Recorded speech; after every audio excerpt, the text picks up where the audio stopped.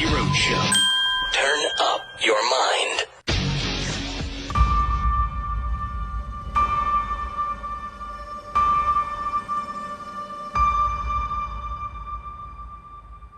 Freedom, personal freedom, is fundamental to who we are as Americans. There's nothing more important, nothing more sacred. That's been the work of my first term, to fight for our democracy.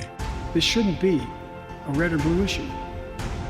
To protect our rights, to make sure that everyone in this country is treated equally and that everyone is given a fair shot at making it.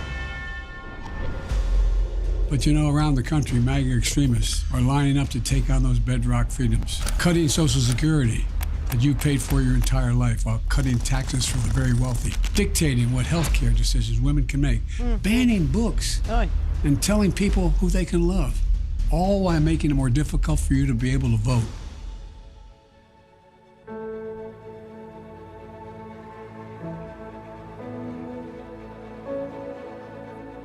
When I ran for president 4 years ago, I said we're in a battle for the soul of America, and we still are. The question we're facing is whether in the years ahead we have more freedom or less freedom, more rights or fewer. I know what I want the answer to be, and I think you do too. This is not a time to be complacent. That's why I'm running for re-election, because I know America. I know we're good and decent people. I know we're still a country that believes in honesty and respect and treating each other with dignity.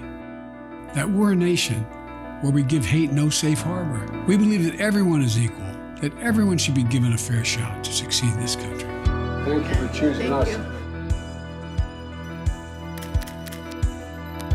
Every generation of Americans has faced a moment when they have to defend democracy. Stand up for our personal freedom. Stand up for the right to vote and our civil rights.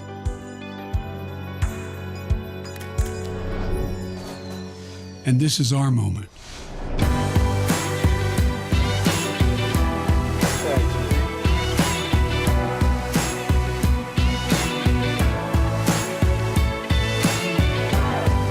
We, the people, will not decide. God love you.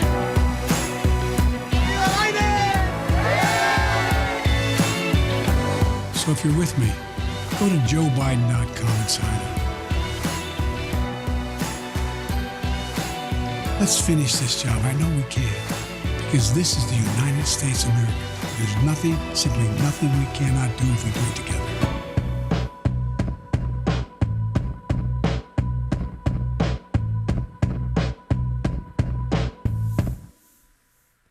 So that is the re-elect video, and now we proceed into the next 9 months, which is what we have before the first primary, of the Get Off My White House Lawn campaign.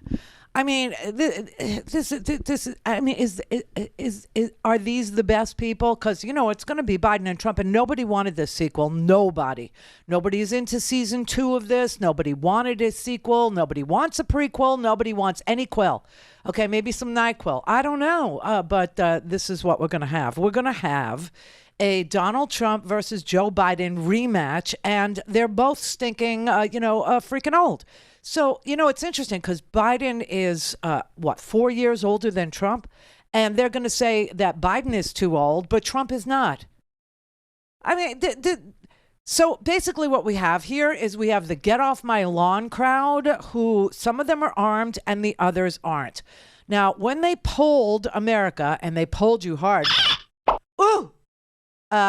so hard that you know what, I know what you ate for, lunch 2 weeks ago. You said 86% of the Democrats in this country who were asked this question said Joe Biden is too old, and they're worried about his age as a factor. But when they asked them would they vote for him, they said, oh, yeah.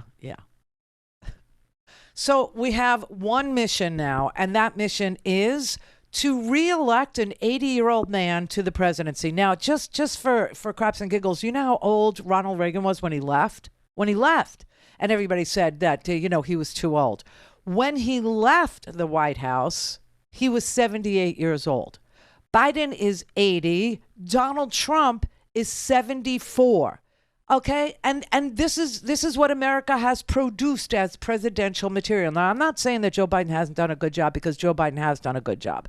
Joe Biden managed to do the Chips and Science Act. He's going to, he threw money out the door to make, batteries and microchips here in the United States, so we don't have to rely on China. The other guy praises Xi as being a great guy, a brilliant guy, a really good guy who's on his game where Biden is not, and yet Biden has outmaneuvered Xi's microchip business in the United States. Just saying, just so you know. Okay, Biden was also able to do the infrastructure bill. Donald Trump said every week was infrastructure week and never passed an infrastructure bill ever. Not one time, not one nickel, not one dime did Donald Trump get out the door to repair failing roads, failing bridges, failing tunnels. No, nothing at all. So there's a very good, head-to-head comparison on issues that Americans seem to give a rat's ass about, right? The other thing is ended the COVID pandemic, okay? Ended the COVID emergency. Also, did just a little bit with executive orders on gun safety legislation, and was able to do the Inflation Reduction Act, which actually had the effect of reducing inflation and the price that people on Medicare pay for prescription drugs. Donald Trump didn't do any of those things. Donald Trump promised you a whole hell of a lot. He never delivered. It just seemed like he did because he's such a good BS artist. So, like I said, this is the Get Off My Lawn primary season with two candidates. And it is going to be, the freaking, tumbleweed head.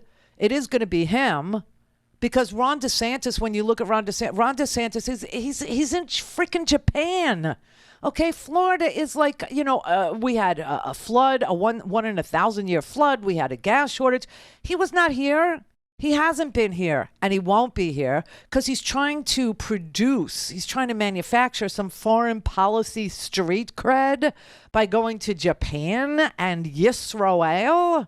Really? But anyway, he's today he was very proud to say, as an answer to a question, that he's not an announced candidate. So don't ask him questions about the presidency because he's not even a candidate yet. And that's because if he declared his candidacy, he would have to report all of the largesse that he just received to go to Japan on a private jet, to stay in the Four Seasons in Japan, to then travel to Israel on a private jet, okay? And then where is he going? South Korea? I don't know. But he'd have to report all that, and he doesn't want to. He doesn't want anybody to know who his, benefactors are. And also, he would have to quit his goober job, which would be just fine with most of us. Right? Everybody's like, he's turning us into Alabama. Florida, we're not exactly Alabama. There's one section of us that we call Floribama because that's the name of it, and it's on the Alabama-Florida border. The rest of us are free of that reputation, and he is trying to take us back to being the ruby red deep South. I don't think anybody here is into